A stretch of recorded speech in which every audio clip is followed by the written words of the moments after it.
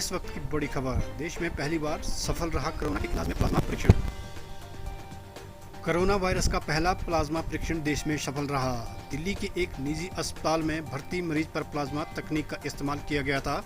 सोमवार को वेंटिलेटर से हटाने के बाद भी उसकी स्थिति बेहतर है। अस्पताल ने हाल ही में प्लाज्मा तकनीक का ट्रायल शुरू किया था। इसमें कोरोना से ठीक हो चुके लोगों का प्लाज्मा संक्रमित व्यक्ति पर चढ़ाया जाता है। दरअसल एक ही परिवार के कई लोग बीमार होने के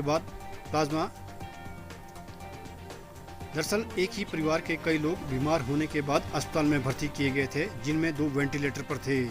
इस बीच वेंटिलेटर पर रखे एक मरीज की मौत हो गई, जबकि दूसरा वेंटिलेटर पर ही था।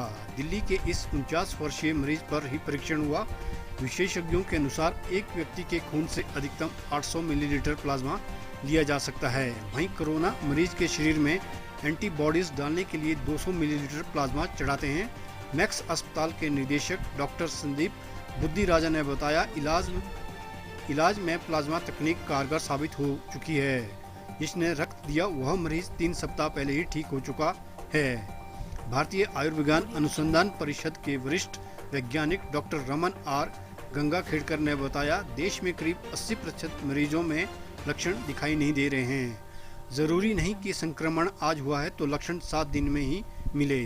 जबकि स्वास्थ्य मंत्रालय के प्रवक्ता लव अग्रवाल ने कहा था, आंकड़ों को देखें तो बिना लक्षण वाले मरीजों की संख्या अधिक नहीं है।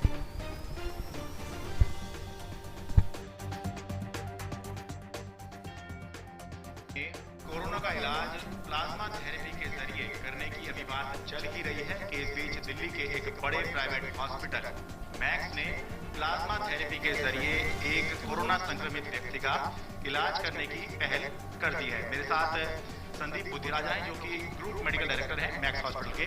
सर, थोड़ा केस बताइए, केस क्या था जो आपने ये ट्रीट किया है? ये बेसिकली एक फैमिली के फादर और बेटा एडमिटेड थे हमारे साथ और काफ़ी सीरियस कंडीशन में थे। बेटे जो हैं वो वेंटिलेटर पे चल रहे थे कुछ समय से, और फिर लेटर स्टेज पे फादर भी वर्सन होके उनको वेंटिलेटर पे डालना पड़ा था। और जो स्टैंडर्ड ट्रीटमेंट प्रोटोकॉल्स हैं वो तो चल ही रहे थे उनके, पर उसके बावजूद भी सिचुएशन दोनों की खराब ही हो रही थी। तो उस टाइम पे फिर फैमिली ने हमें रिक्वेस्ट किया कि on compassionate life saving grounds कि हम पेशेंट्स को प्लाज्मा दिलवाना चाहते हैं। तो ऐसे केसेस में जहाँ पे फॉर्मली अभी आईसीएमआर और डीसीजीआई से अप्रूवल नहीं आया था, जिसके लिए ऑलरेडी हमने एप्लीकेशन पुट अप कर रखी है। दोनों की तरफ से आईसीएमआर डीसीजीआई ने अपने वेबसाइट पे प्रोटोकॉल अपलोड किया हुआ है और कह रहे हैं कि जो हॉस्पिटल इंटरेस्टेड है वो अपलोड करें एप्लीकेशन। तो हमने भी कर रखा है। तो वो प्रोसेस, वो स्टडी जो है, आई थिंक 2-4 दिन में उसका अप्रूवल आ जाएगा। तो वो अलग चीज थी। यहाँ पे जब पेशेंट्स की फैमिली एक तरह से रिक्वेस्ट कर रही है कि हमें लाइफ थ्रेटनिंग कंडीशन है तो हमें लाइफ सेविंग ट्रीटमेंट के प्रोटोकॉल पे दिया जाए, और इसका प्रेसिडेंस भी है। दूसरे देशों में ये प्लाज्मा थेरेपी यूज हो रही है। अमेरिका ने एफडीए अप्रूवल दिया है इसका, और जो इनिशियल केस रिपोर्ट्स आ रही हैं वो काफी इंकरेजिंग है इसकी। तो ये सब कुछ देखते हुए कि पेशेंट के इंटरेस्ट में और रिलेटिव्स की रिक्वेस्ट पे फिर ये डिसीजन लिया गया कि देंगे। तो उसमें ऑब्वियसली प्रॉपर एक कंसेंट का प्रोसेस होता है, और प्रॉपर उसमें देखा जाता है कि उस इंडिकेशन में ये मरीज फिट होते हैं कि नहीं, वो फिट हुए हैं। उसके बाद ये प्रपोजल एथिक्स कमेटी में जाता है। हर हॉस्पिटल में एक एथिक्स कमेटी होती है जिसमें इंटरनल और एक्सटर्नल मेंबर्स होते हैं। जब एथिक्स कमेटी ने अप्रूवल किया उसके बाद ही फिर हमने डिसीजन लिया कि देंगे हम। जहां तक डोनर की बात आई, वो भी फैमिली ने खुद ही अरेंज करवाया है। तो एक लेडी हैं जो रिकवर हुई थी कोविड इन्फेक्शन से 3 हफ्ते पहले। तो वो हम नॉर्मली 2 हफ्ते रिकवरी के बाद ही डोनर को यूज कर सकते हैं। तो वो डोनर भी बिल्कुल सही मतलब पीरियड में था।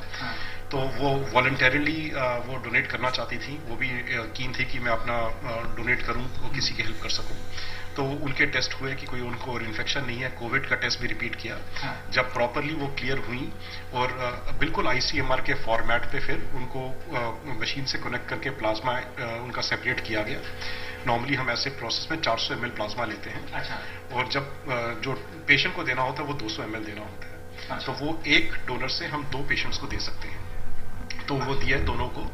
फादर तो अनफॉर्चुनेटली क्योंकि सीरियस कंडीशन थी, एज ज्यादा थी, तो वो नहीं सर्वाइव करे। जो बेटे हैं जिनको अभी ट्रीटमेंट चल रहा है उनका, और पिछले कुछ दिनों में अब जो ट्रेंड हम देख रहे हैं उनका पैरामीटर्स काफी इंप्रूव हो रहे हैं। अभी तो मैं ये नहीं कहूंगा कि वो क्रिटिकल कंडीशन से बाहर निकल के एब्सोल्युटली स्टेबल हो गए, ये नहीं कहूंगा मैं, बट पिछले 2-3 दिन में जो मोस्टली पैरामीटर्स हैं वो इंप्रूवमेंट की तरफ ही शो कर रहे हैं। और अगर इस तरह की इंप्रूवमेंट चलती रही तो हमें उम्मीद है अगले कुछ दिनों में वेंटिलेटर से शायद वो निकल पाए। बट ये मैं इस पे एक कॉशन का वर्ड जरूर डालना चाहूंगा, ये हमें नहीं सोचना कि ये कोई जादुई या मैजिकल ट्रीटमेंट है और जिसको ये दिया वो ठीक हो जाएगा। ये एक अच्छा ट्रीटमेंट है, बट ये कहना कि 100% रिस्पॉन्सिव वो नहीं है। तो जिन मरीजों में नॉर्मल ट्रीटमेंट देने के बावजूद भी इंप्रूवमेंट नहीं हो रही हो या जो वर्सन हो रहे हैं, वेंटिलेटर